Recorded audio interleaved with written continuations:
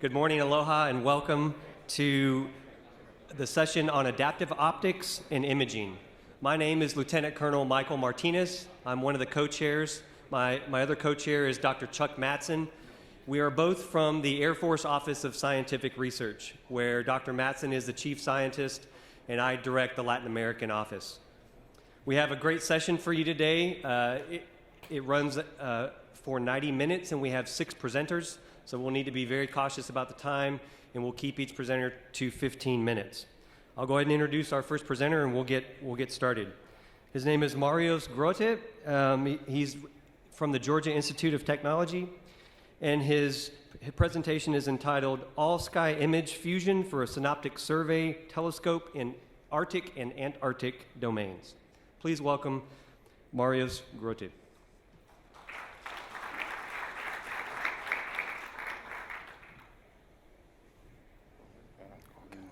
Thank you. Okay. Hello, and welcome to the 17th conference, AMOS conference 2016, to the beautiful Maui, Hawaii. I'm hereby going to present an ongoing project done at Georgia Tech, which is a collaboration between Georgia Tech Research Institute of Technology, Universidad de Chile, and is a funding opportunity for us. That is, hardware development is funded through Georgia Tech Research Institute, and theoretical research is funded through AFOSR. So I'm going to present some applications that are applicable to synoptic survey telescopes. Many of these are time domain astronomy, near-Earth object detection, and tasks that are done by space situational awareness efforts to catalog and maintain many of the new objects and old objects. So my motivation to create many of telescopes that are able to catalog these new and old objects are extended to include low-cost systems that are named Raven-like telescopes, which AFRL started with a project called the Raven Project at AMOS in 1995. So these are low-cost, off-the-shelf systems that enable together to perform high-level SSA activities through instruments such as telescopes, electro-optical sensors, weather stations, GPS receivers, and together they form a higher-level system that can enable detections of space objects that are either transient or extremely transient or regularly transient.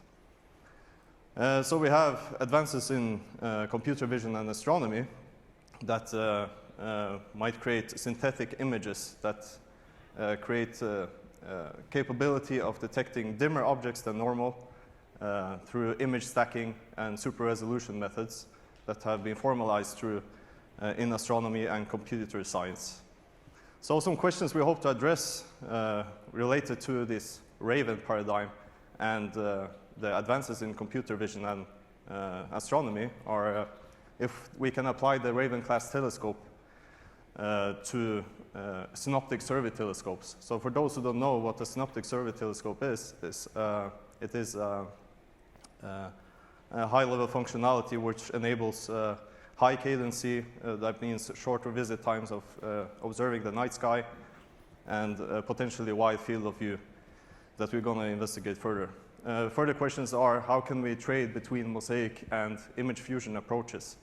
So those expressed in terms of super resolution and image stacking. And what does it mean in metrics such as survey speed, revisiting times, and resolution and limiting magnitude?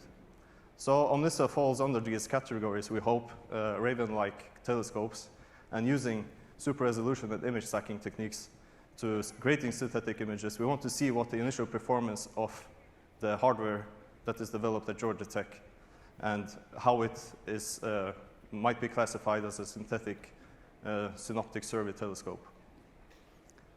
So there exist several synoptic survey telescopes out there. Many of them are monolithic, exquisite telescopes. As we can see here, we have the SkyMapper, Palomar, Transit Factory, SST, and PanSTARRS. So these are very expensive that favor mosaic pattern of surveying the night sky and collecting a lot of light for space object detection and tracking, and further assisting the space situation awareness activities. So an answer to this, as AFRL started the Raven class project in 1995, is to create low-cost, off-the-shelf systems such as the Dragonfly telescope and Everyscope, which we claim are Raven-like telescopes, since they offer the capability to actually detect and track space objects and transient events such as those related to astronomy. So the Dragonfly telescope is it's a conglomerate of lenses, which is a narrow field of view, enables synthetic imaging, statistical interrogation of the images to infer dimmer objects than normal through a normal one telescope. The mosaic pattern that can be seen on the Everyscope installed in Chile here is also in favor for wide field of view searches and able to detect many objects at one time. So we want to see what the examples for a mosaic pattern survey of the night sky is. So we have the Everyscope image example here with a 90 by 90 degree field of view, and we can see high amounts of details in 1% of only 1% of the field of view. So there needs to be established a comparison between the exquisite monolithic telescopes that are already existing and projected to be constructed, such as the LST, and the Raven-like telescope that fall under the horizontal line, as can be seen in the table here. So we have Entendu and pixels that are very good metrics to measure and compare against each other for both the Raven-class telescopes and monolithic exquisite ones. So we can see that Entendu and pixels have overall increased as the years have passed. And Entendu, I might elaborate more what that means. Entendu is a product of the solid angle, field of view, and the total collecting area, and is believed to be conserved throughout the telescope system, and is a zeroth order measure of the rate of productivity science can apply for SSA activities. So where does Amnissa fall under the Raven-like class system? So Amnissa has a competitive Entendu, and probably not as much in pixels, but has a very wide field of view, and is a low-cost, off-the-shelf system integration, just like the other telescopes we have investigated that are Raven-like. Wide configuration is prospected to happen in the future. So before I dwell more into the hardware development and the preliminary results for super resolution and image stacking, I want to state the basic principles for Amnissa. So it is a synthetic all-sky synoptic survey telescope that enables synthetic imaging for detecting dimmer objects and improving SNR as compared to raw images through several images taken simultaneously of the same scene. So we have overlapping fields of regard, which is similar to the Dragonfly telescope, and we then claim that this will fall under a Raven-like paradigm. So I want to present to you the hardware that has been developed at Georgia Tech by students during the course of the summer. We have a configuration of lenses, filter wheels, currently Johnson filters, and a camera with 8.3 megapixels. So that's not very high, but sufficient to detect not brighter, much dimmer than objects you can see with the unaided eye. We have also a single board computer that synchronizes all the electro-optical sensors to detect simultaneously the objects that might be in favor to see. With the current hardware status that the students have been designed and constructing during the course of the summer, can be seen here at the big encasing that holds all the lenses and the hardware that we saw in the block diagrams. We also see the lenses and the cameras, the CCD, the cool CCD, and the filter wheel can be shown here. So 1 to 2 weeks from now, Georgia Tech at Georgia Tech Observatory, there will be live testing that will provide us testbed results before further installation at Svalbard or Antarctica, which I will talk about more later. So the calibration has to be done before actually doing the post-processing of the images. So now we have wide field of view synoptic surveys capability of seeing many objects at the same time. We also want to see, okay, can we make the images better in quality in terms of resolution and SNR. So we calibrated the images, and due to the wide field of view, we have so much light passing through the lenses that we want to relate undistorted coordinates to the distorted coordinates for alignment and image registration. So we use the Brown distortion model and a large checkerboard pattern to actually determine the intrinsic and extrinsic properties of each camera lens. So we have also recalibrated those results and on a subpixel accuracy, and we came up with, we took a picture with a star catalog overlay.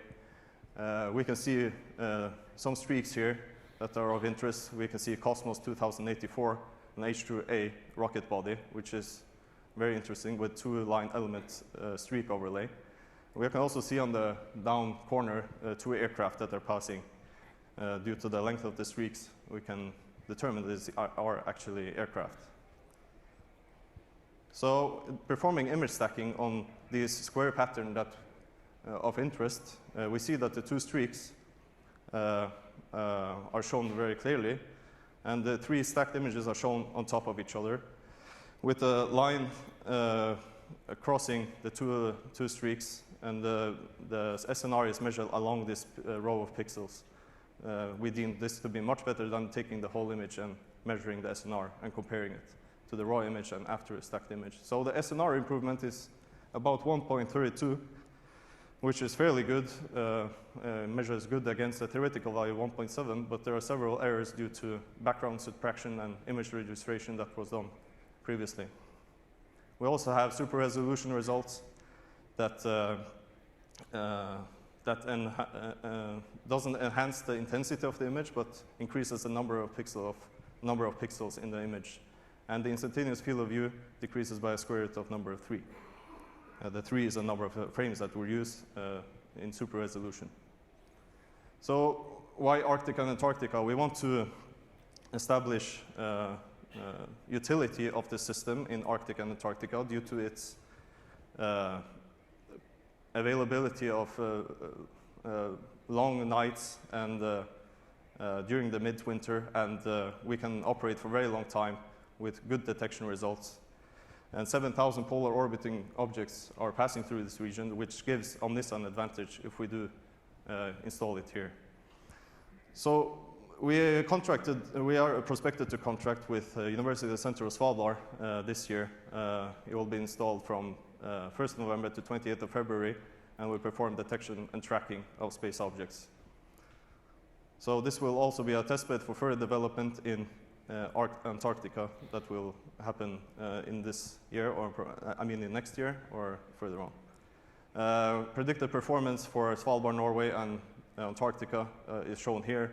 So we can see detectable objects, unique objects, and occurrences versus number of unique passes. So we can see for Svalbard, we can see about 1,500 objects in the course of 3 days in midwinter. And we can see about 3,000 objects in the course of 3 days also in midwinter. So these are good results that are simulated only for now for the current prototype electro-optical sensors.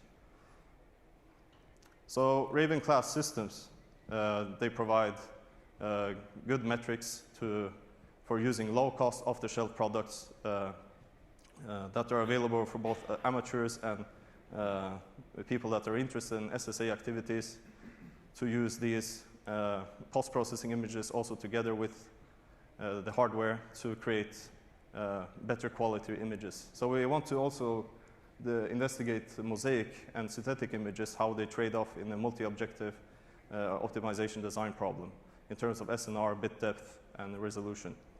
So Omnissa shows great promise in terms of cost, and in terms of detecting dimmer objects, this will be proven through the results. And we want to see how well it demonstrates at Svalbard and Antarctica If it will confirm or deny utility, that is waited to be seen. We have great hopes that it will work, and we will basically see what happens. On this, as part of many hardware development projects at Georgia Tech, such as GT-SORT and Reconso, which are also developed over the past few years. GT-SORT is a space object research telescope, a Raven-like telescope that has been very successful over the past 2 years. Reconso, which is due to be launched in 2018 and will detect and track objects in space.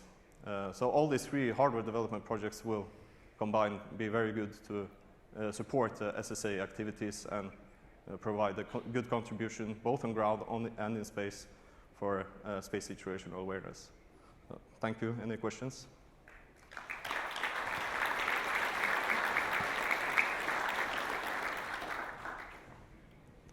We should have time for one question, and if you do have a question, there are 3 microphones, 1 in each aisle, so you can come up and ask your question that way.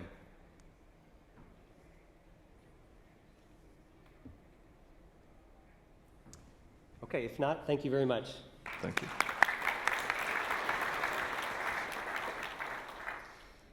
Our next presenter is Dr. Stuart Jefferies from Georgia State University, and his presentation is entitled Daylight Operation of a Sodium Laser Guide Star for Adaptive Optics Wavefront Sensing. Let's go ahead and welcome Dr. Jefferies.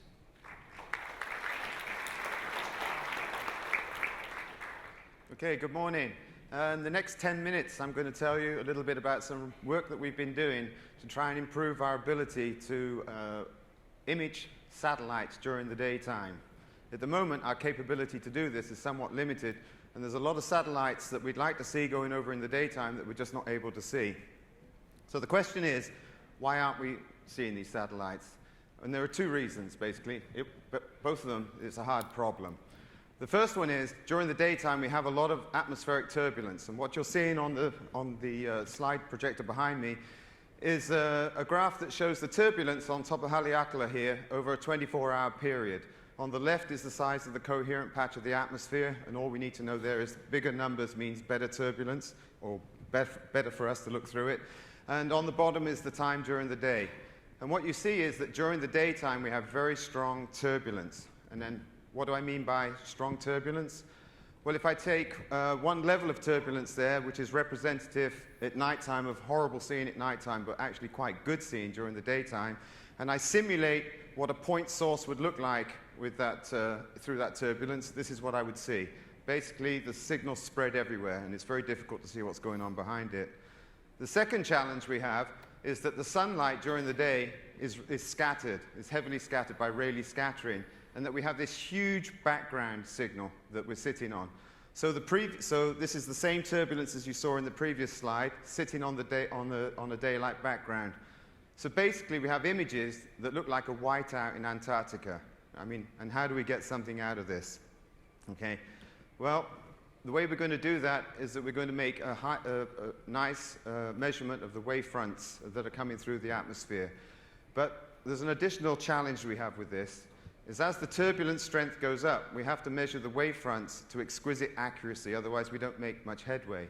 If you look on the left side of this slide here, on the top is a simulated phase screen for daytime turbulence level, and underneath is the point spread function, how the light is spread out. On the top right is an image that simulates roughly what we would see if we didn't have to worry about other things with a Shack-Hartman of 32 by 32, and then underneath is the reconstructed PSF. And as you can see, correcting, if I was to use the right-hand one to correct my image, I wouldn't get a very good correction. Okay. So how am I going to make headway here? So in the next 9 minutes, I'm going to tell you about 2 areas that we've made some strides in. One is I'm going to show that we've demonstrated we can use a sodium laser guide star during the day. We can actually detect the guide star. And 2, I'm going to show that with a single guide star, we can actually perform tomography of the atmosphere. And this is important because this relates to the point I made about how we need to measure the wavefront with really good accuracy. And then I'm going to wrap up with a what's next. Okay, so we're going to use a sodium laser guide star. And as I said, the challenge is that it's against a bright background, which is very difficult to see it. And this is demonstrated here in these two images where we see a guide star at University of Arizona's facility in Tucson, on the left at nighttime where you can see the guide star very clearly, and on the right during the daytime when it's next to invisible. So how are we going to make headway? Well, we only have to be looking at the light that we see from the sodium return, none of the other light. So what that means is we need a filter that's extremely narrow. So what we've turned to is a device that we use in some other work at Georgia State for looking at oscillations on the sun's surface. And it's called a magneto-optical filter. And it's a very simple device that's made up of three parts. We have a vapor cell, which is where we have metallic sodium in it with a heater around that forms a uniform vapor, and the example of the cell's on the top right. We place this in a magnetic field, and then we put crossed polarizers on either end of the vapor cell. What happens then, as the light comes into the vapor cell, it's linearly polarized. Only the light with frequencies that are coincident with the ground state transitions in sodium interact with the vapor. All the other light hits the cross-polarized and becomes extinct with an extinction ratio of about 10 to the 6. The light that comes in at the frequency for the sodium atoms gets Faraday rotated around and is able to pass out the back of the filter. What this means is that we're able to have a filter that's extremely narrow, of order about 70 to 80 milliangstroms, or 7 or 8 picometers. The other nice thing about the magneto-optical filter is its background rejection. As I said, we have cross polarizers, so we have extinction of about 10 to the 6 or 10 to the 7, depending on which polarizers we can get. Another nice feature is that the angular acceptance through the filter it's very forgiving, and it also has high transmission of about 50%. So what we did is we took one of these magneto-optical filters up to the U of A's 1.5 meter telescope at Mount Lemmon, and we just basically stuck a camera behind it, and the University of Arizona has a 6.5 watt sodium laser that's on long-term loan from the Air Force, I believe, and we basically watched the sodium laser beacon all night and through to the daytime. This is what we saw. On the top is a plot of the laser guide star brightness versus time. And on the bottom is a plot of the background next to it versus time. And the time starts after sunrise. If I was to plot what happened during the nighttime, it would just be basically a straight line extension of this. And on the right, you see an example image of our sodium laser guide star. The important thing to note here is that over the 45 minutes that we were looking at as the sun was coming up, basically the background remains constant, the laser guide star remains constant, and most of all, what's important is the laser guide star brightness is about 1,000 times more than that of the background. So this puts us in a really good position for using sodium laser guide stars as a way to get for wavefront sensing during the daytime. But if you're using a guide star, then guide stars come at a cost, okay? Whether it's a natural guide star or a laser guide star. And this little cartoon here shows what I mean. Basically here I'm looking at, it looks like a galaxy, and then onto the right I've got a natural guide star. And if you look at the column of light from the guide star down to the imaging lens versus the one that comes from the target, you can see that it passes through a slightly different set of turbulence, which means that the correction I derive from looking at the guide star is not quite right for what I need to apply to my imagery of the target. Now, if I use a laser guide star, the problem gets a little worse. I get something called the cone effect. This is well known to most of you out there.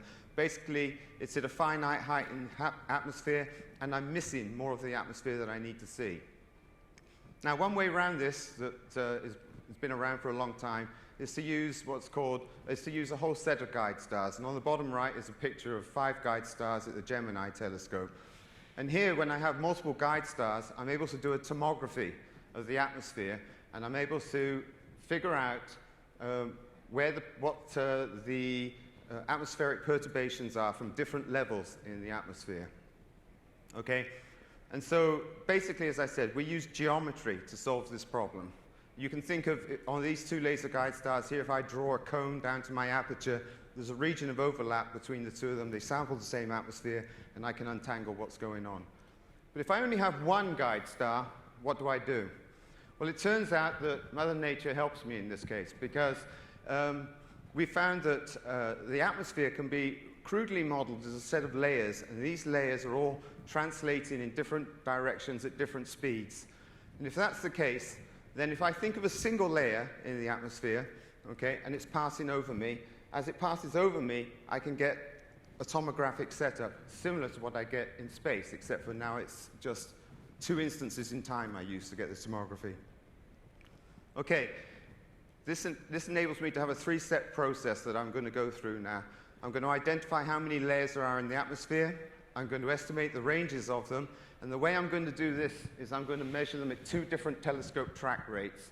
And I'm going to separate them onto the different layers that I need to use later for my correction.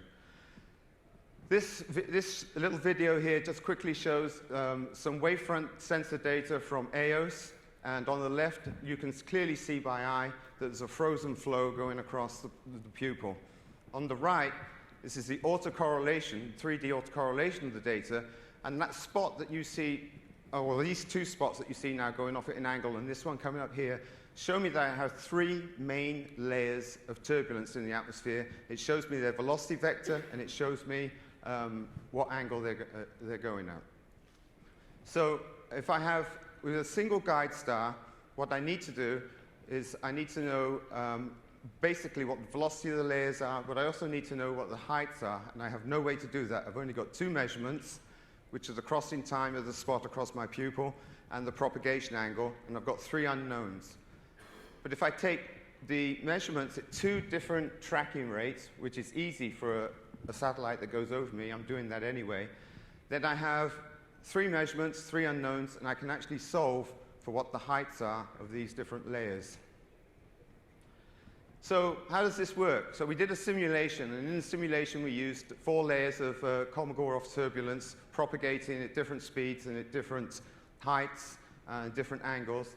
And we applied the tomography the way I just described to it. And on the table at the bottom, what you see, if you look in the height column and the direction and speed columns, on the left in brackets are the truth values that were put in the simulation, and next to it are what we recovered. And although it's not perfect, it's pretty close. So if we take these values and then we decompose the atmosphere into the different layers, how well do we do with this? Well, for each atmospheric layer that's in this cone that I don't have all the information for, part of the cone, so from the guide star I measure the wavefront in a certain area. That's A in this diagram. The piece that I don't measure is B, C, and D, but the propagation of the phase across the layer lets me see B and C. And then I can use something like disk harmonics or Zernicke's to fill in what the area in D is. When I do this, I can reduce my error, my wavefront error from this cone effect by a factor of 3. So now it becomes not a problem. With that, I can take the image that I showed at the beginning, and I can actually extract this level of fidelity on the underlying target from it, because my wavefront estimates now that I'm getting are not corrupted by the cone effect, and I'm able to make a fairly good estimate of all the wavefront perturbations. Okay, in summary, 2 points to take home. Laser guide stars, sodium laser guide stars work during the day. 2, we can use a single laser guide star to actually perform tomography of the atmosphere. And that what this does is it opens the door for high-resolution imaging of LEO and MEO satellites during the daytime. What's the future? The future is this. This lays the foundations for 4D imaging of faint, really faint targets during the daytime. And Michael Hart, who's up right now, is after me, will tell you all about that. Thank you.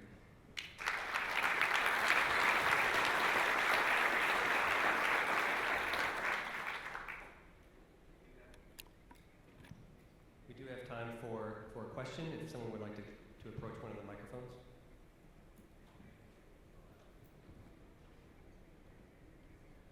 Yes, we have one here. So how many layers does a real atmosphere have?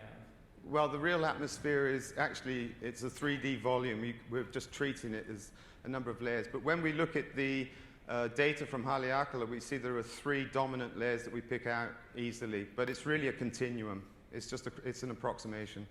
Is that a good approximation at this point? Yeah, it is. 3 layers is quite good for Haleakala.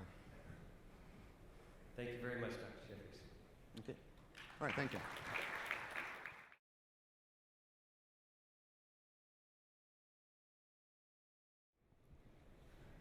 All right, thank you.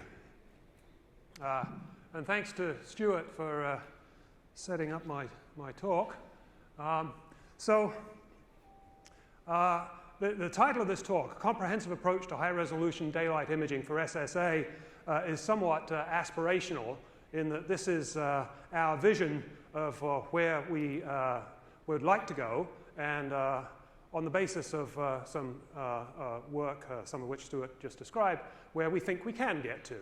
A fairly broad collaboration of folks described there in my list of co-authors, University of Arizona, Georgia State, University of Hawaii, the U.S. Air Force Academy, Emory, and AFRL, all working on this problem of understanding how to take high-resolution images, that is to say, resolved images of low Earth and mid-Earth orbit satellites during the day for purposes of SSA.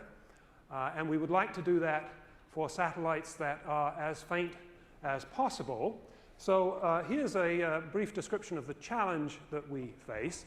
And I stress faintness because one of the major problems, of course, of observing during the day is the shot noise that you get from the bright sky background, reducing the signal-to-noise ratio with which you can measure anything about orbiting objects from the ground. So extremely faint sources are buried in that shot noise, and what I mean by faint is that if I take a snapshot exposure of a satellite during the day, that is to say, an exposure which is comparable in length to the atmospheric coherence time of a couple of milliseconds, then the signal-to-noise ratio in that image is substantially less than 1. Now, this is a problem that infrared astronomers face all the time. They're always trying to make high signal-to-noise measurements of objects that are much fainter than the sky background, so we can appeal to that long history as justification for pursuing the work here. Now, the way that infrared astronomers build up adequate signal-to-noise, and this is the only way that Mother Nature lets you do it, is to collect light over a long period of time.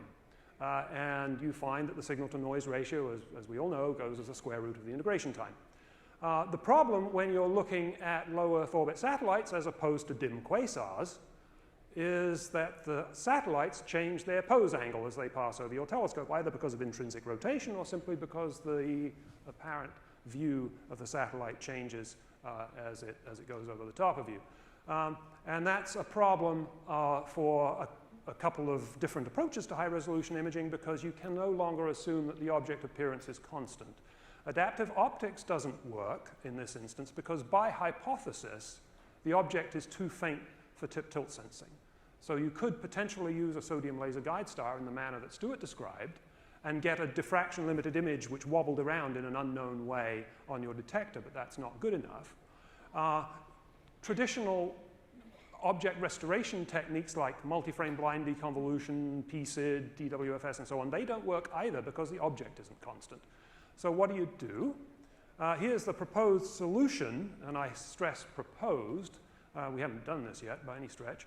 The idea is to record a long sequence of short exposure images, as one does for MFBD approaches, over the full length of a satellite pass, recording simultaneous wavefront sensor data with a sodium laser guide star, an atomic vapor filter, and tomography to sort out what the focus on isoplanetism is, and then estimate the thing that is constant.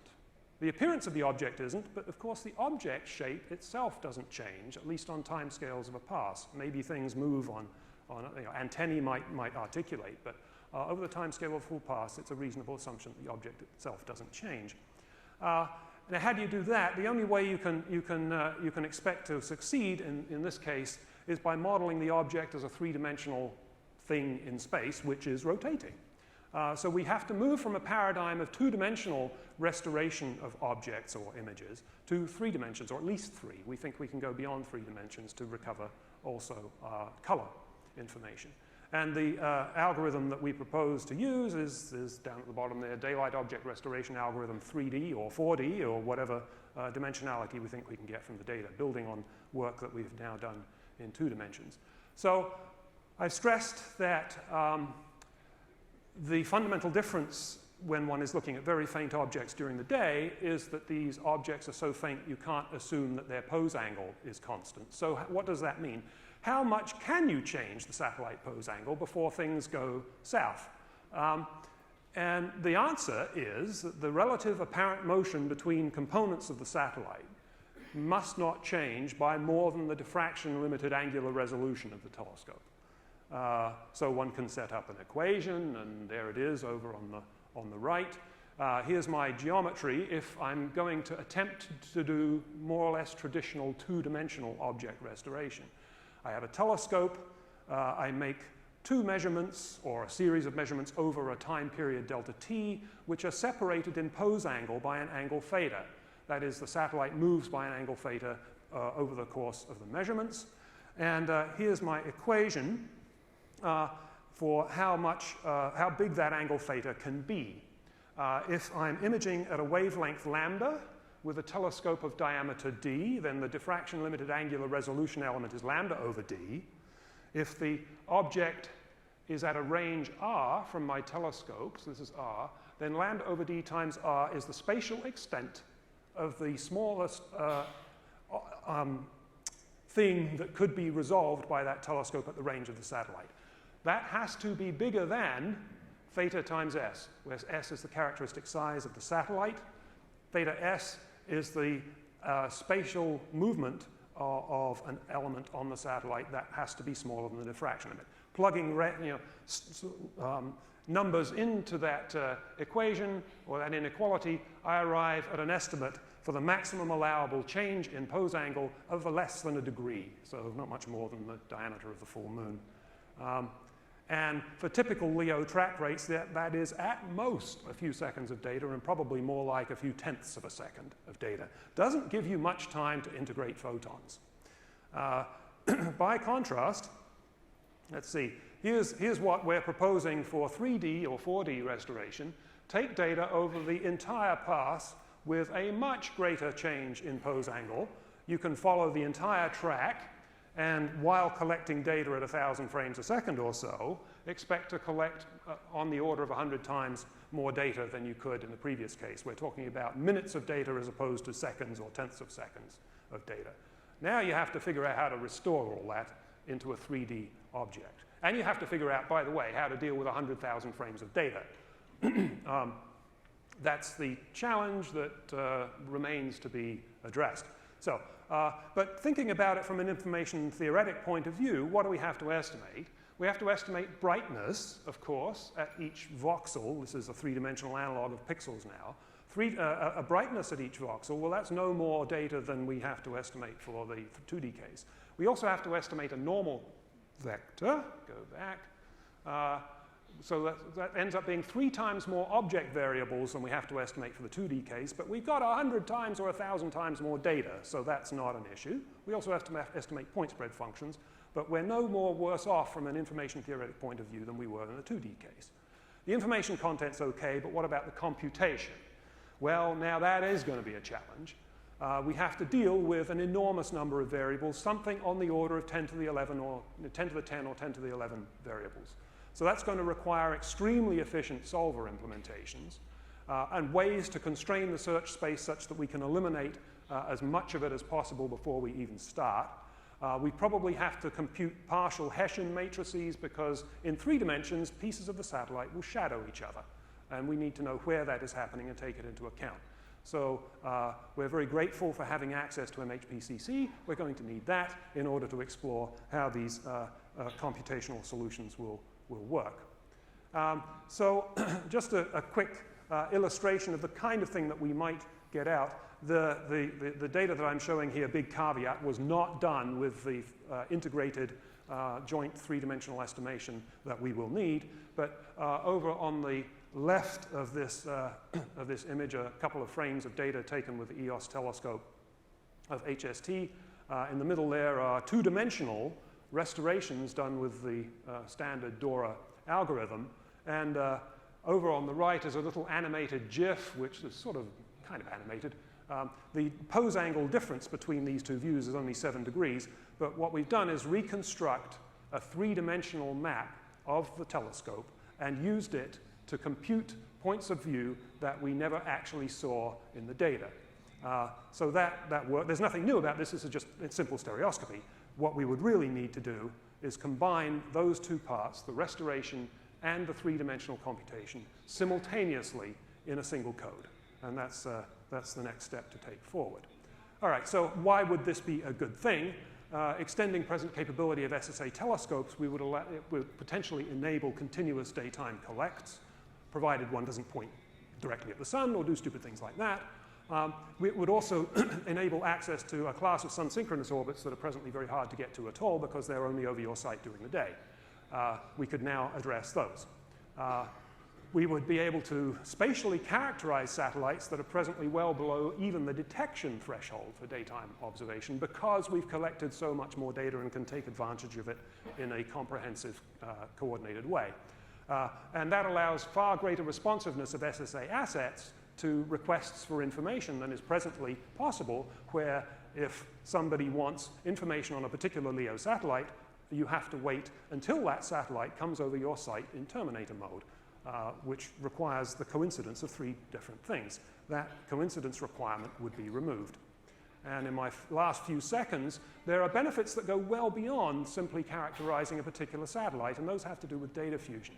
So the model that we build in 3, 4, or 5 dimensions would serve as prior constraint on the reconstruction of additional data, which could come from the same asset, the same sensor, or could come from some completely different sensor looking at a completely different wavelength.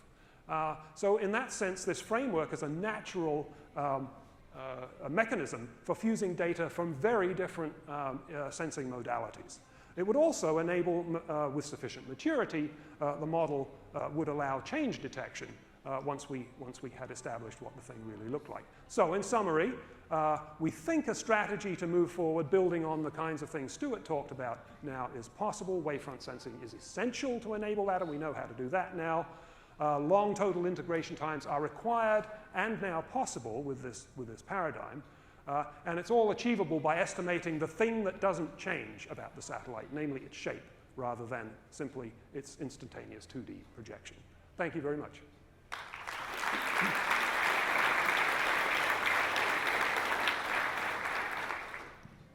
you very much. We do have time for a question. If someone would like to approach a microphone. I think right here in the center. Really enjoyed your talk, Dr. Hart. So how critical is the laser guide star? So can you use natural guide stars? Because a lot of the LEO objects, I don't think you can illuminate. What fraction of the LEO population can you actually illuminate? You wind up illuminating the object, right? No. No. Why is that? Why would I want to? I'm not looking at that. I should have.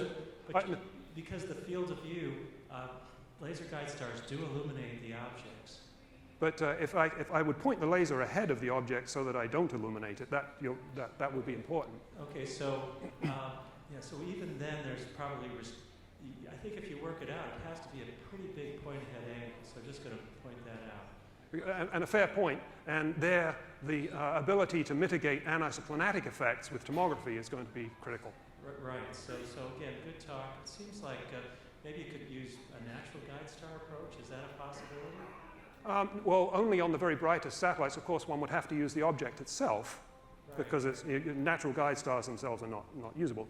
But the point is, it would have to be a second or first magnitude object, and that's extraordinarily limiting. So right.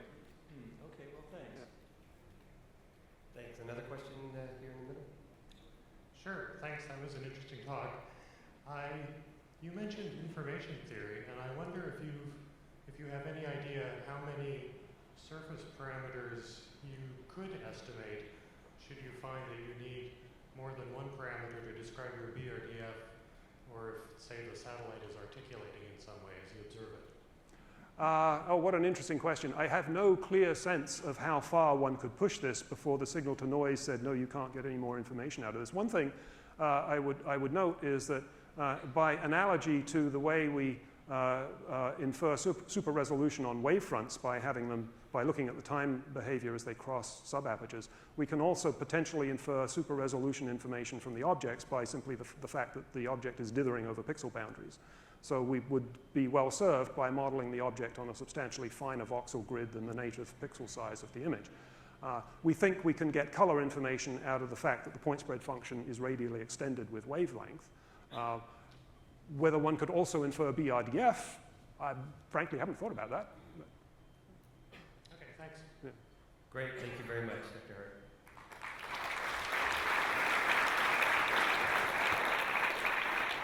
Our next presenter is Dr. Gerard van Belle from the Lowell Observatory. His presentation is titled Developing Geostationary Satellite Imaging at Lowell Observatory. Thank you. Welcome him. Very good.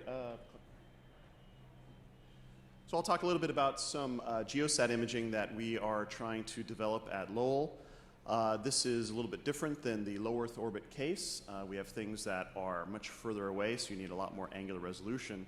And so we try to leverage some high angular resolution assets we have at our disposal. A good place to start is to think about what the nature of the problem is. These objects are about 100 milliarc seconds across, which is the typical size scale, maybe a little smaller than that for some of the smaller, older satellites. The interesting thing is, for me as an astrophysicist, I usually deal in the regime of single milliarc second sources when I'm looking at stars and trying to image the surfaces there. So in fact, from my experience, this is actually quite large, and so it's interesting to try and adapt this. They are quite faint relative to a self-luminous source like a star, and so that actually is a big piece of the problem here. An interesting aspect of this is, if you look at this in a multi-wavelength sense, these sources are faint in the visible, but they actually are quite red. Most of the surface area is, in fact, the solar panels, which are designed to absorb the visible, but in the near infrared, they actually reflect quite well. And so this is an aspect of the sources that we can leverage to our usefulness. This leads us to a technical approach where we're going to combine imaging information from a large single aperture telescope. We have the 4.3 meter Discovery Channel telescope that has recently been commissioned at Lowell Observatory. And we also have access to the Navy Precision Optical Interferometer, where Lowell is a partner. And so this gives us both angular resolution but also sensitivity as we develop this. And so I'll start off by talking about the single aperture case, the speckle interferometry. This helps refresh the palette. Nice little art here. And let's look at the DCT, where we're starting off with speckle imaging. We've actually had an imager on board the DCT for a few years now called the Dual Channel Stellar Speckle Imager, the DISI instrument. And we're going to be developing that into new arenas that actually help it quite well with the geosat imaging or high altitude satellite imaging case. The way DISI works is we basically get starlight from the telescope, split it up with a dichroic beam splitter, and send it onto 2 EMCCDs. One of the things that is nice about this is a very simple instrument, works very well, but it's also very inefficient. So if you look at this, there's actually 2 places where there are some gross inefficiencies, which include there are 2 channels that are taking the light and filtering out everything else, and so most of the light that's coming through the pipe is being thrown away. And we actually subarray down to 128 pixel square subframes, and so we actually throw away a lot of the real estate, the CCD real estate. And so what we want to do is try and make it more efficient and also adapt some of the ideas that have been developed, particularly here on Maui, with doing some of the really advanced speckle imaging. So we're going to basically try and reconfigure the middle box and reuse the expensive CCD cameras to adapt some of these techniques. Basically what we're going to do is add a wavefront sensor, which basically gives us the turbulence information here in the middle. We can see basically the wavefront sensor gives you what's going on here in the middle, and then the speckle information gives you a convolution of these 2 things, the object and the wavefront sensor. of the atmosphere, and that allows you to then pull it apart with something like multi-frame blind deconvolution.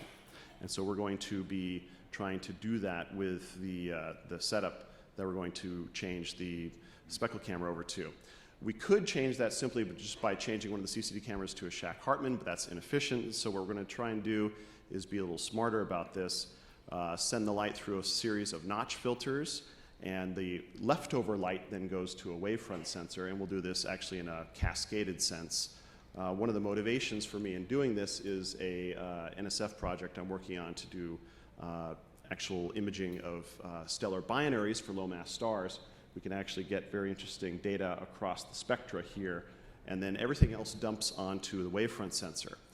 This is going to be designed for maximum sensitivity because these stars are quite faint.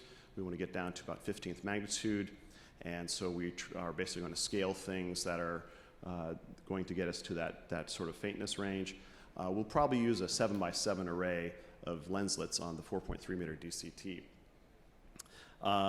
We'll also add an aperture masking mode and use that to work well on the brighter stars. I'm going to skip past that slide. That basically gives us information in aperture masking. And we'll talk about the meat of the problem here, which is the long baseline interferometry. So with the long baseline interferometry, we have available to us the Navy Precision Optical Interferometer. And this is a large facility in Flagstaff, nearby our main office in the downtown Flagstaff. It basically stretches about 4 football fields from corner to corner. I seem to recall last year when I was showing a similar slide, we were measuring things in Canadian hockey rinks. Does everybody remember that? But the important thing about interferometry is to think about how these things work, which is they take pairs of telescopes and combine the light. And if you do so in an incoherent way, just basically throwing the light together in a very simple-minded way onto chips, you basically just get a doubling of the light. But if you're clever about it and you can actually get things to interfere, what you see is fringes. You get the light to interfere. And it's the magnitude of this interference that's of interest. Now, the problem here is that when you're imaging something very faint and actually something very extended, like a geosat, what you get are fringes that are easy to see for something that's very small, or something more extended like a geosat, you get very low contrast fringes, and so the signal to noise drops precipitously. And so the trick is how to actually capture that. In astrophysics, what we've done for a long time is basically determine what we can see and declare it as therefore interesting. But this doesn't work for satellite imaging because we can't limit our observations that way. So what we have to do is a more interesting approach where we still restrict ourselves to the case where we have short baselines operating in the red, which have very high signal noise, and we just basically picket fence that down the line. And the interesting thing you get for free at this point is that if you phased up these telescopes in a cascade, the ones at the extremes are also now co-phased. You get the signal actually all locked together, and so you can then change it so that you're integrating at the shorter wavelengths, and you should be able to actually make an interesting picture here. This can be illustrated this way, where the fringe contrast in the red for your short baselines is very hard. You can then, over a picket fence of many baselines, go to this other set of red curves, and then if you change wavelength, you go to these blue curves. Each peak you can see along this blue is basically consistent with a pixel, more or less, across an object that you're seeing on the sky. And so this is a way to try and get to very high resolution imaging. Now, what we have had with the interferometer that we've been operating out at the site, this has been a collaboration between the USNO and the NRL. We've had some instrumentation that is quite insensitive so far, basically getting us to a V magnitude of about 5.5. We've built a new camera to try and improve that, and as is the case with these sorts of things, that has only improved things in the wrong direction. And so we're working on actually attacking the nub of the problem, which is we have very small telescopes. And so right now we are operating the array with 6 5-inch telescopes at a time. So these are very nice, but they're very small. And so we're going to be upgrading the array with 1-meter telescopes in a project that's supported by the NRL. In fact, I've spent all morning working on emails with my contracting officer, and when the government says the check is in the mail, you can believe it, of course. And we're very excited about adding these large telescopes from plane wave. There's a very good history of plane wave telescopes working on other astronomical projects where their 0.7 meter telescopes are just really robust and very turnkey, and so we're very excited about adding those. The other big plus about these size telescopes is they're large, but we will also be able to put them in relocatable enclosures and move them around the site.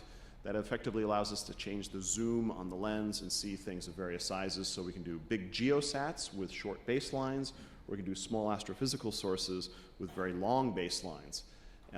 This sort of technology, a lot of people look at me and they're like, you can't move optical telescopes. We've actually done that for many years in the optical interferometry field. This is me as a young graduate student some 20 years ago, and we had on Mount Hopkins, we had the IOTA array where we had graduate student powered telescope motion. We could move up and down the arrays and lower them very gently on kinematic pads and had very good repeatability.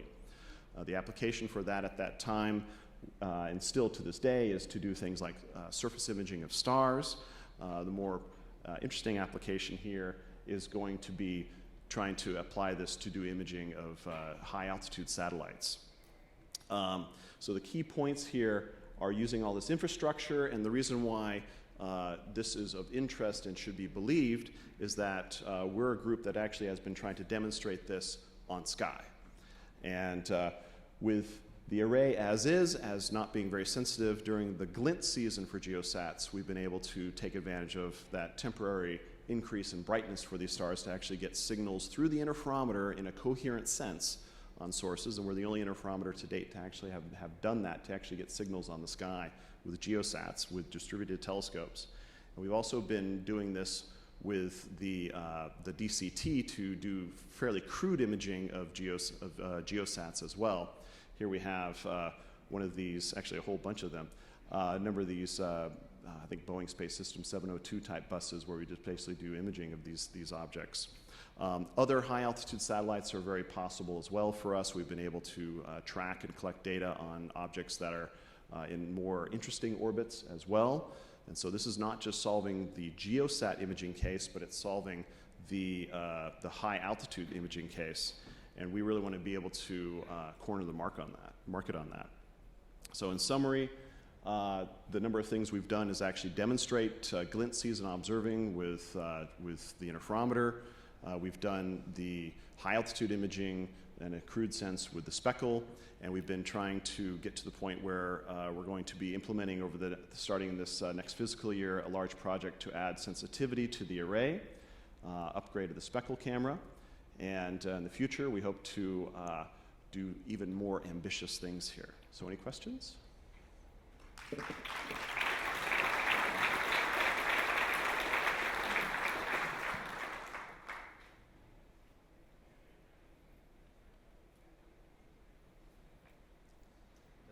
Yes. I had a chance to go down and see the ESO interferometer.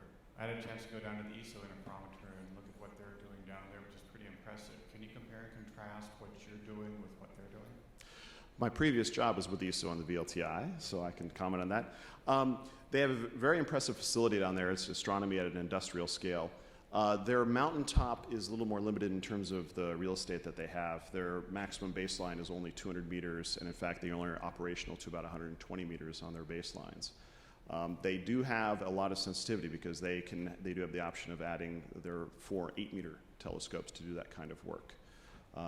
They're implementing next generation instrumentation right now, Gravity and Matisse, that are going to do some very interesting astrophysics, but they're not very interested in SSA. Great, thank you very much.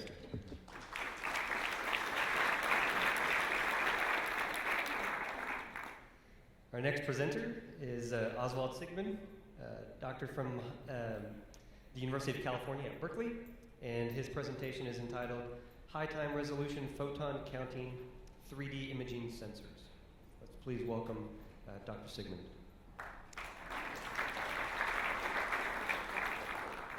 Thank you. So what I'm going to be talking about today is actually more of an instrumentation development than an application.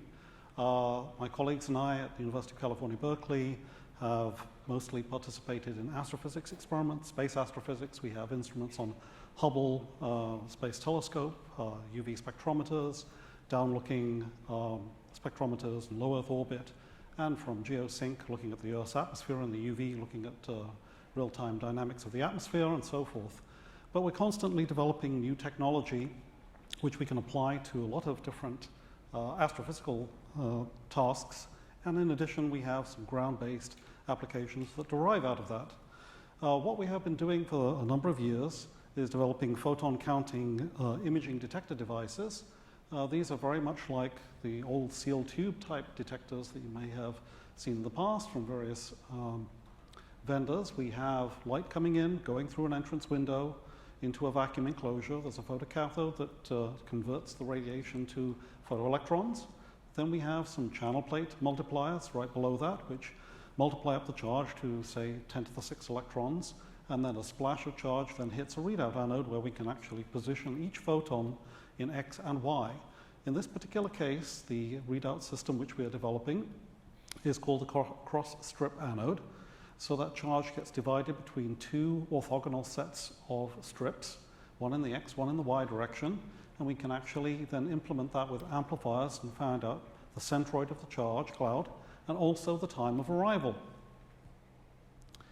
Those have been implemented by a company called Photonis, who have made photomultiplier tubes and image intensifiers in the past, both with gallium arsenide photocathodes here on the left and a Super Gen 2, which is really an enhanced bialkali photocathode here on the right. And we've had a number of these tubes made. They have small pore 6 micron channel plates, very much like night vision tube channel plates, which are included in here. And they put our cross-strip anode onto the back of that. In practice, we put that into a small housing. We can apply the high voltage bias that we require to actually make the device function. And then on the back side, all of these strip connectors come straight through vias in the ceramic to a header connector so that we can go off to our multi-amplifier electronics to encode the positions. The electronics itself, basically at the front end, we have a chip which was made for high energy physics, the RD2032 channel high-speed amplifier.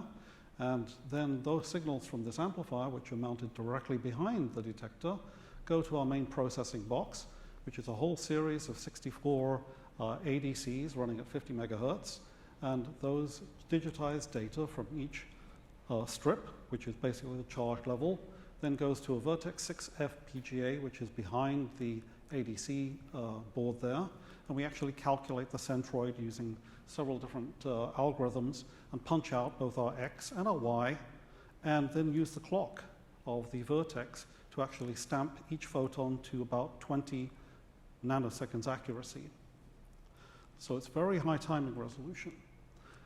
As an aside, we also suck quite a lot of power with this other electronics. We've been funded by NASA since that time to actually make an ASIC version that's somewhat faster. It has a faster rise time and fall time amplifier, and this is in process now.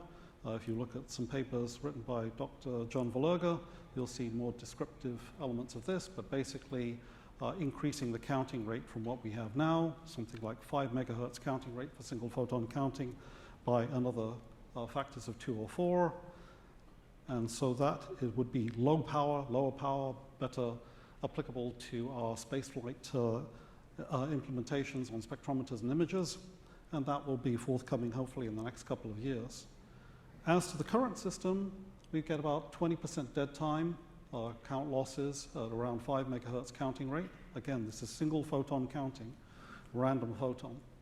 And we can also apply a timing circuit to our output channel of the MCPs to do finer timing than 20 nanoseconds. With this, we can actually take an input laser signal and then our signal from the MCP of the detector and time things to about 100 picoseconds. The actual digitization of that unit is around 15 picoseconds per bin. So on the two detectors, the two types, the gallium arsenide comes with about 30% quantum efficiency over the regime from 500 to 900 nanometers. The Super Gen 2 is somewhat lower quantum efficiency over a similar range, maybe a little bit bluer, but it also has much lower noise than the gallium arsenide. Cooling to about 5 degrees centigrade or so gets the noise down to a very low level, so that's not very much cooling if you need to do that. With the bialkali Super Gen 2, you don't really need to cool it that much. Our counting rate is maybe a couple of tens of kilohertz. The imaging is a little bit lined due to the actual cross strips. There are algorithms we can use to remove that, but it is a fixed pattern noise. It stays exactly like that, so we can divide it out in our flat fields. The gain is fairly uniform across the detector as well. And the gain that we're using for each photon is about 10 to the 6, which is almost a factor of 10 lower than some of the other readout systems we use. Spatial resolution we test by focusing an array of 10 micron spots onto the detector surface and then looking at the full width half maximum. Our digitization of the coordinates is very small. We can get down to about 5 microns, but then we can actually characterize the full width half max of the point spread functions. And the resolution at a reasonable gain is somewhere in the region 29, 30 microns or thereabouts for this detector. As far as timing resolution is concerned, we measured with a couple of different lasers. We used a 80 picosecond jitter laser to measure the timing resolutions on both the gallium arsenide and the Super Gen 2. The gallium arsenide is slower at about 260 picoseconds timing resolution because of the drift of the electrons through the cathode. The Super Gen 2 is about 100 picoseconds or less for the timing resolution. So very fast devices. And in fact, if you use a PLAS laser with a 45 picosecond time jitter to it, we can actually measure for the Super Gen 2 timing resolutions of around 55 picoseconds. That makes them applicable to a number of different applications. However, they are small devices. They're only 18 millimeters. So we're also looking at the Photonis device, which is called a Planicon. We've actually equipped it with ALD channel plates, which is a new version of channel plate that has a very long lifetime, and actually been able to get quite a long lifetime with a stable cathode out of those.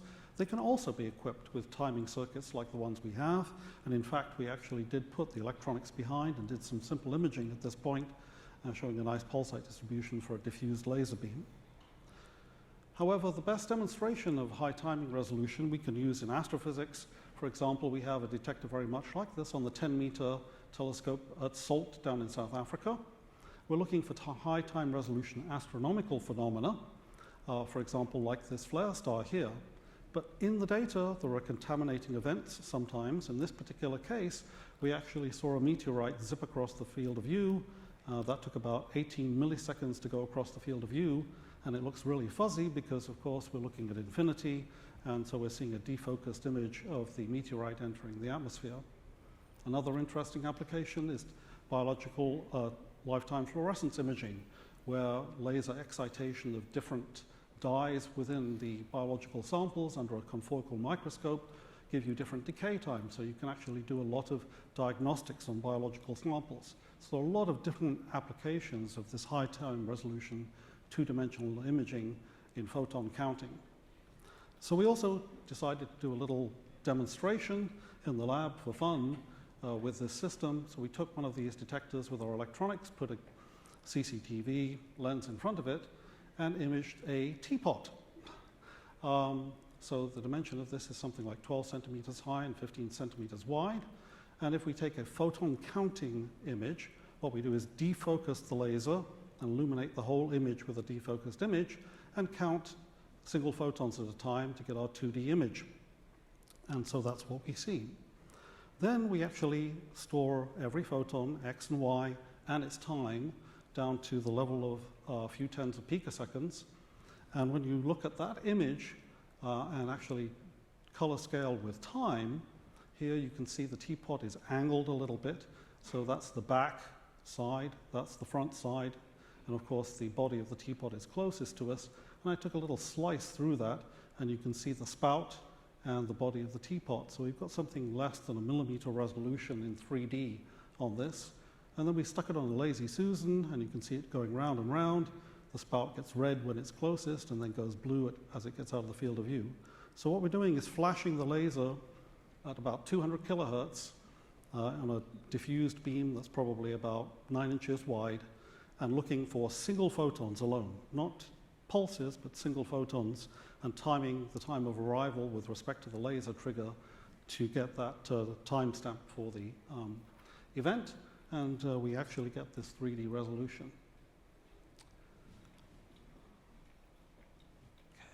So in summary, we have some sealed tube detectors. They're small 18 millimeter, 30 micron spatial resolution, 5 megahertz.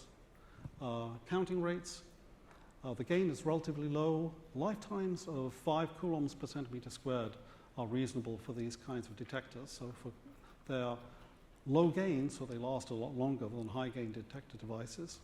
With high time stamping resolution, peak QEs are really good with the gallium arsenide, but not so great with the Super Gen 2, but it's faster timing. And I think I'll wrap it up there.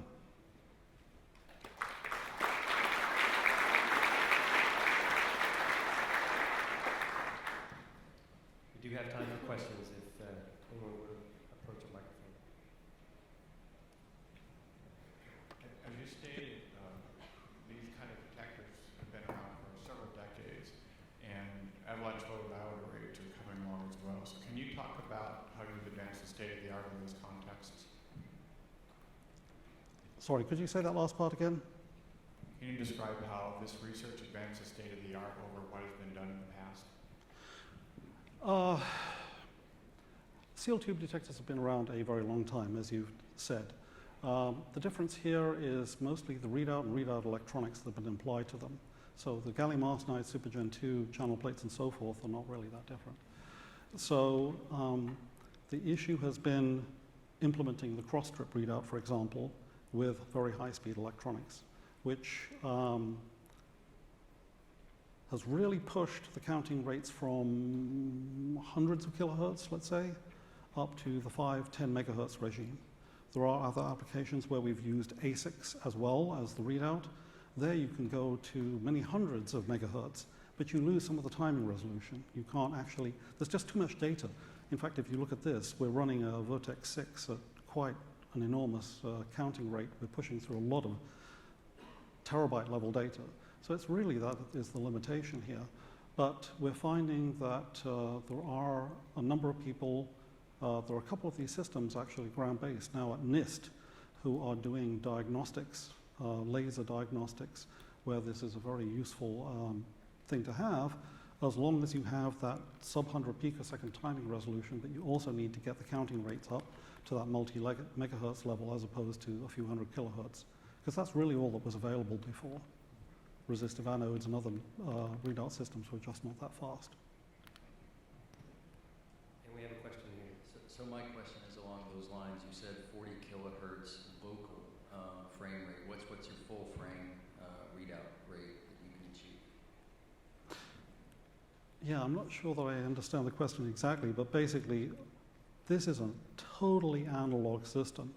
There's no frames whatsoever of this readout system, if that's part of your question. So if you want to close an adaptive optics loop or something around this, Yeah. what is you're saying your sample rate is, picosecond time intervals?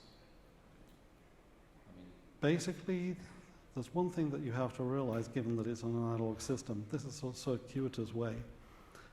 The actual full width half max timing resolution of the system, being about 100 picoseconds or so, is okay, that's fine, you can get that.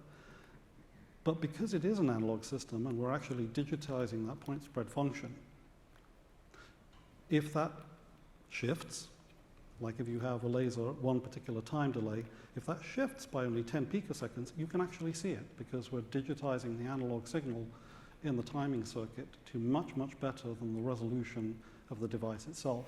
And that's why in the teapot image, you can see all of those features. Not because the timing resolution is as good as that, but because we can see changes in where the peak of the arrival time are. thank you. Thank you very much.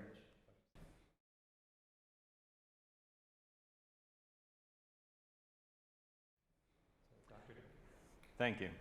This talk is an update of a talk I gave last year on our spider concept. And I wanted to begin just by making a couple comments that aren't on the charts. One is that we really hope to be able to show you a first slide image today. We're not able to do that.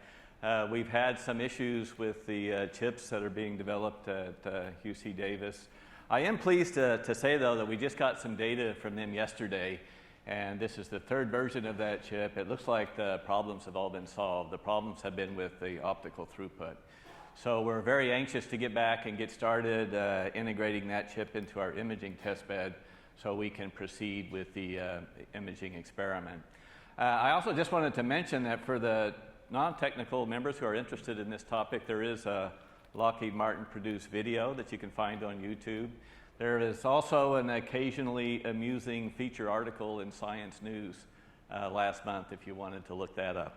So SPIDER is a collaboration of UC Davis and Lockheed Martin, and its work has been sponsored by DARPA and at some level by NASA through a NIAC grant to UC Davis. And what is SPIDER all about? Well, SPIDER is about trying to substantially reduce size, weight, and power of an optical sensor. The traditional solution there on the left is a bulk optic system of some sort to form a real image on a digital sensor, and then measure intensity with the pixels in that sensor. And of course, that's the biological solution. It's been around for eons. It's very robust, works very well. And it's really only fairly recently that we've been able to duplicate that in our own human technology. But as our desire for higher and higher resolution continues, the front end of that solution becomes more and more complex, the telescope itself. The optics gets bigger, it drives size and weight, and it also drives power, particularly in space where we have to do very precise thermal control of the optical system to maintain alignments. So that drives the size, weight, and power of the payload, which drives the entire spacecraft, which drives the cost. And so what SPIDER is really about is basically getting rid of all that junk on the front end, the optics, throwing that all away and replacing it with a single silicon chip that does all the functionality of the telescope and the digital focal plane. It turns out that's possible. It doesn't violate any physics as long as you obey the constraint of the diffraction, which limits resolution, which means the diameter of your chip is constrained by the resolution you desire. The thickness of the chip is only constrained by how clever you can be in engineering the chip itself. So how does this work? Well, we actually talked about that a little while ago. Gerard talked about NPOI. It's the same physics. SPIDER is an imaging interferometer array. The only difference is scale. If you go out and look at NPOI and Flagstaff, it's telescopes, vacuum delay lines, a big optical table with a bunch of stuff on it. And that provides a few channels of interferometer measurements. Then you wait for a while for the Earth to rotate, or you move telescopes around, collect information, and eventually, over some long period of time, get enough data to form a very small image. What SPIDER is doing is a micro version of those interferometer channels in silicon, where you literally have millions of parallel channels collecting data of the same scale as a digital sensor so that you can create an image in real time. What enables you to do that, of course, the sort of new technology that is rapidly evolving and maturing is photonic integrated circuits. And so what we're trying to do is, on the previous chart, we take that chip, we cut it into slices, we array it in this sort of radial blade type geometry to spread things out, try to make things a little bit easier. And so you get something that looks like the picture on the left, where each of those blades is a single silicon chip, photonic integrated circuit. And then we couple light into those circuits, do the interferometry in the silicon, and then in this case we outcouple to a detector array. So what does this look like? What I wanted to do is actually try to answer ahead of time the two most common questions I get about SPIDER. One is, well, what is the field of view of a sensor like this? And the answer is, if you look at this picture, what SPIDER consists of is small lenses, in this case are a couple millimeters in diameter, that actually form an image on the edge of the silicon chip, shown in green there to the right of the array of the lenses. And the little image that's formed on the edge of the silicon illuminates the end of an array of silicon waveguides. And each waveguide samples that image on the scale of lambda over d times the focal length of the lens, or the airy disk pattern of the individual lens. So what you see on a single interferometer channel is a field of view that corresponds to the part of the scene that's not resolved by the little tiny lens. Okay? So if you want more than that lambda over little d field of view, you simply pack as many of these waveguides as you can at that image plane at the edge of the silicon, the photonic integrated circuit. So the field of the view is really only limited by how well you can do the engineering of the photonics in the chip. And that's something that will get better and better as this technology matures. The other question I often get asked is, well, gee, what about SNR? You got these little tiny lenses. Surely you don't collect very many photons. Well, in fact, SPIDER was really designed for an application where we're imaging extended scenes, in particular looking at the Earth from orbit.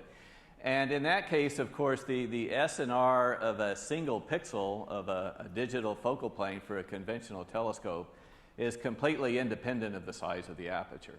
As the aperture gets bigger, the angular size of the pixel shrinks, and the area on the ground that you collect photons from decreases, and the inverse is also true. It's not true, of course, if the object that you're looking at is point-like and is unresolved at the scale of the small lens.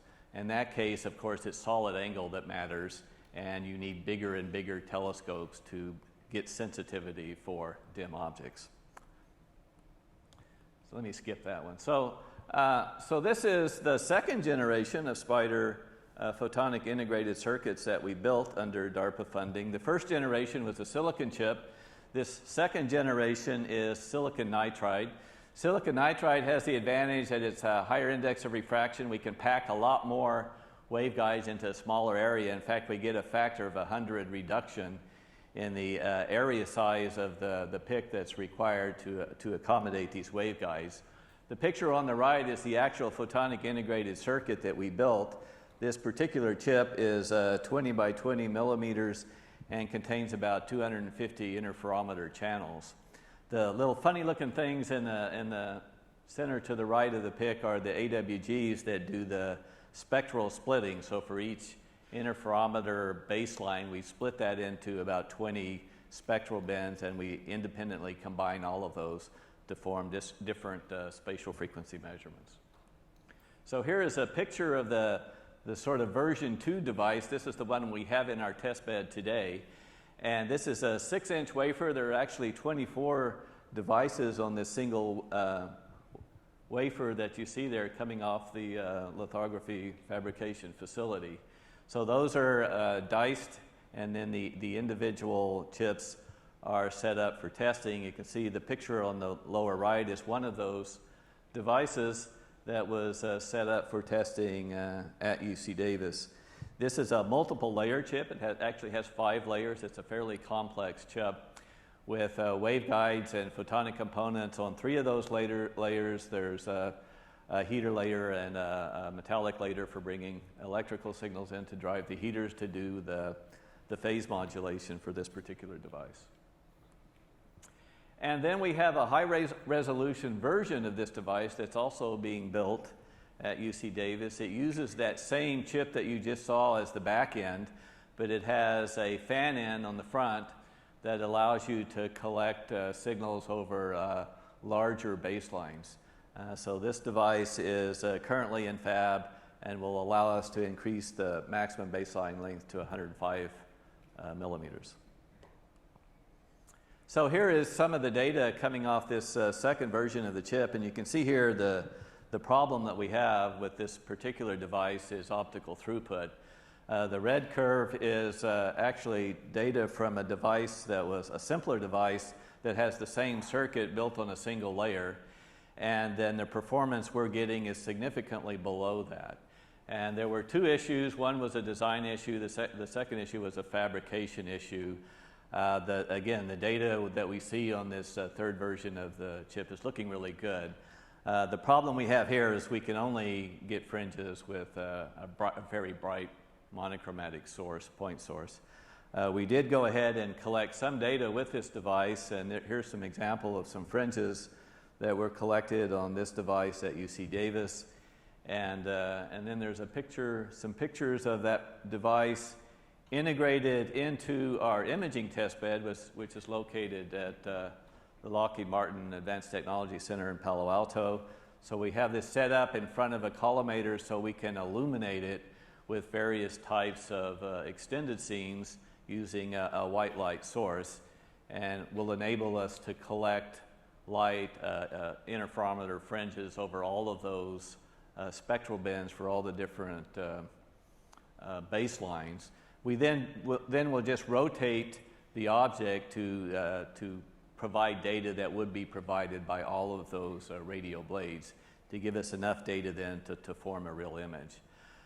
With the device that's in test here now shown in the upper right, again, the throughput is too low to use the white light source. So we did some initial testing, and now we're waiting for the new device to come. Hopefully it will be there next week so we can start testing it. This then is just some of the raw data coming out of the current device under test with a monochromatic point source. And this is 3 of the interferometer baselines. But it does show us that the fringes are certainly there. They're very stable. And if we can get the throughput up, we believe that there's no reason why this won't work, and we'll be able to continue that test. So just to wrap things up, we're confident, that we'll be able to stay tuned the next couple months to see if we can actually complete this imaging demo and show you an image from this type of a device. Looking to the future, we have a number of photonic integrated circuit type instruments that we're very interested in and working to develop. We're looking at a ultra compact imaging, high resolution imaging spectrometer. We're looking at a heterodyne version of this particular device that would allow us to mix on the chip a broadband frequency cone-based local oscillator to make the measurements. We're also looking at a version of that where we lock the frequency cone to a chip scale atomic clock to use separate picks to phase multiple telescopes in an array. So we think there's a lot of potential for the future for these kinds of devices to replace conventional optical systems. Thank you.